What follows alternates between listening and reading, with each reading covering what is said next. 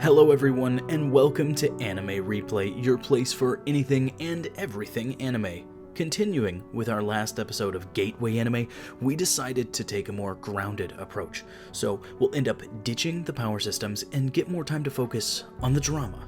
So with that in mind, let's get into the less represented but just as important side of anime. We may have discussed some adult themes in our Domestic Girlfriend video, which you can check out in the description below, but our first recommendation gives glances at what being an adult is really about.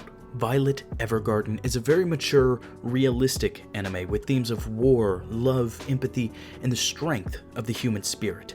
Our main character is a woman named Violet, and when she was young, she was taken by the government and turned into a tool for war. Having grown up under the mindset of simply carrying out orders with no conscience, she is void of emotions. But she falls under a commander that doesn't view her as a tool, but rather a human being. The wounds of war take their toll on her body, and she must separate from the only person who has ever showed her that kindness. And after she recovers from her injuries, she returns to a world that has no need for fighting, the only thing that she has ever known. She quickly becomes a sort of stenographer, changing career from soldier to what is called an auto-memory doll. These dolls' responsibilities are to write letters for people, but it's not as simple as that. The clients come in and tell the dolls, often being very blunt, what messages they want to say, such as, "I'm in love with someone else." And the dolls are supposed to convey the message in a letter with tact and grace, because while many can read in this world, not everyone is able to write. Violet, due to her upbringing as a cold-blooded killer, can't grasp exactly how to express the underlying feelings in these messages, but she can use a typewriter. Thus, in an episodic way, we get to see Violet go from client to client, slowly learning and developing feelings, coming in touch with her own past and her own emotions. This is a brilliant and emotional series that was developed by the equally amazing Kyoto Animation Studio, a series that I believe will stand the test of time. We put this first on the list because it is a show that deserves to be seen with messages that deserve to be felt.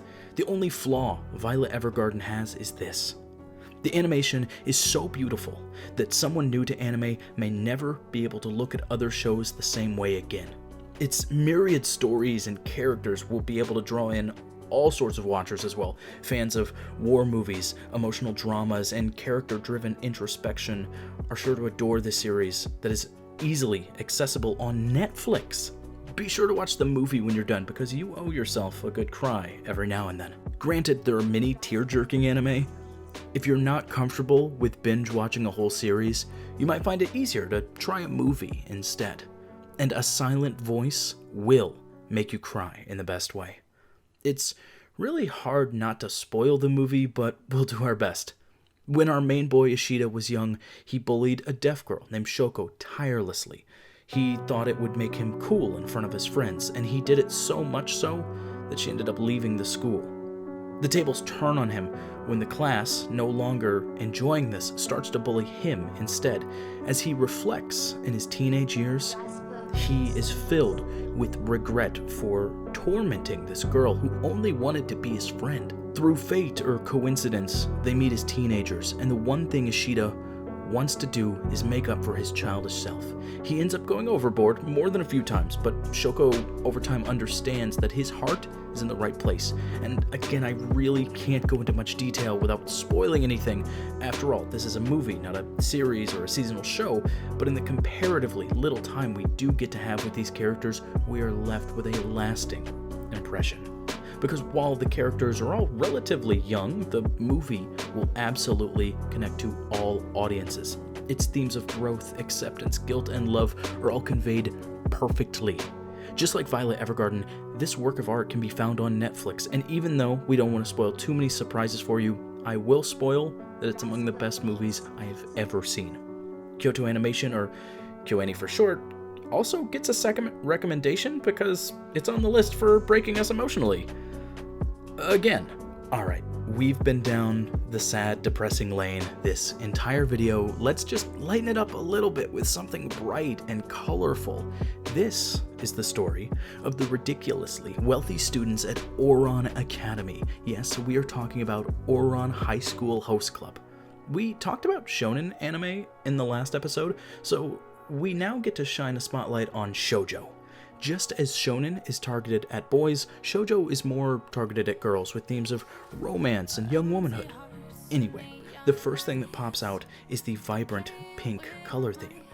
And I also believe this is a reverse harem, which wouldn't make much sense for people who don't understand what a harem is in the first place, so we have to talk about the complexities that go into explaining that, because a Western audience is used to love triangles, but anime uses a trope called a harem, which is basically a love dodecahedron of one man and many women, and then having it reverse would mean that it's one woman with a bunch of male suitors, but even then my anime list doesn't say that it is, but damn it, she has so many options.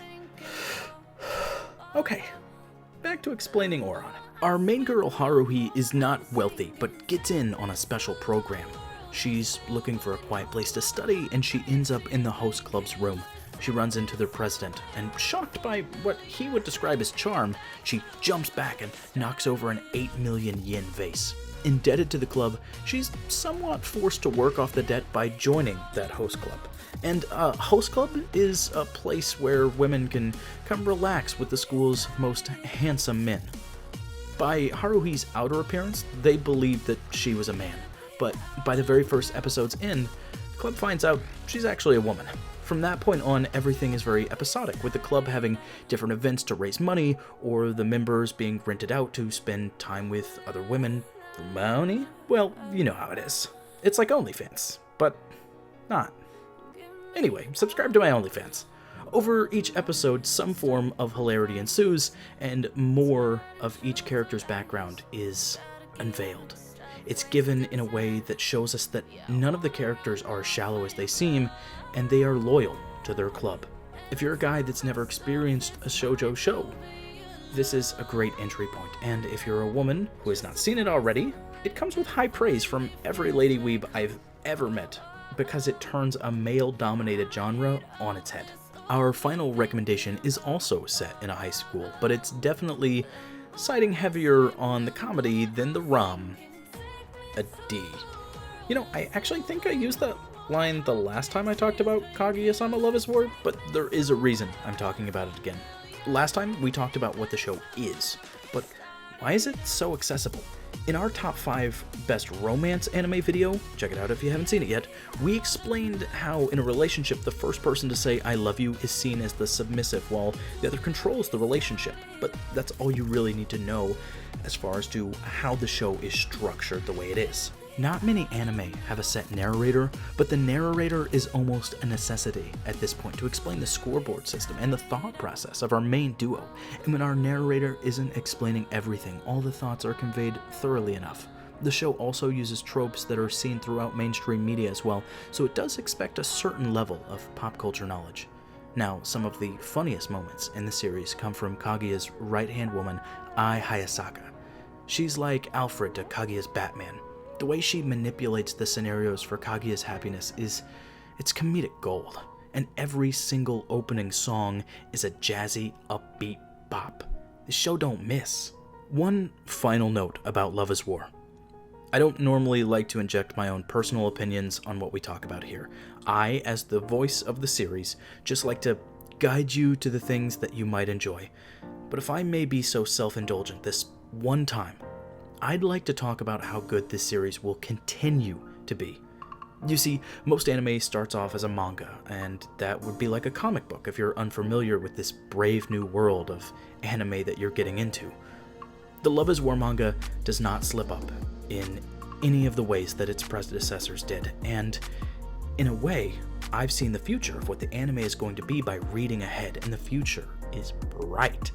With 2 seasons of the show out now, I can promise that any episodes you see from here on out are going to be just as good. And if the author sticks the landing, this will be my favorite series of all time.